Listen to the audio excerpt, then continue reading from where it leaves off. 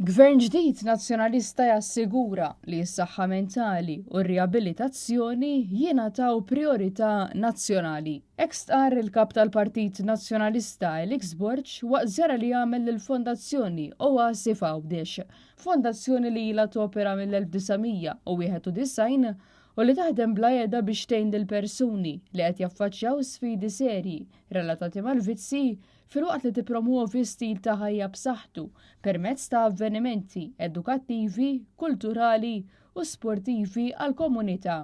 Matul iż-żjara tiegħu il-kap tal-Partit Nazzjonalista iltaqa' mar-residenti u mat-tim professjonali ta' din il-fondazzjoni fejn seta' josserva mill-qrib ix-xogħol siewi u sensittiv li jwettqu sabiex jgħinu lil dawn il-persuni li għaddejjin minn żmien diffiċli f'ħajjithom sabiex jerġgħu iqumu fuq saqajhom. Flaqa li kellu ma' tmexxija tal-fondazzjoni ġew diskussi diversi temi importanti fosthom il-ħtieġa ta' aktar riżorsi u investiment fis-servizzi ta' riabilitazzjoni, l-importanza ta' edukazzjoni fil-komunità, kif ukoll l-isfidi li qed taffaċċja il-fondazzjoni e kif id-domanda għas-servizz dejjem qed tikber.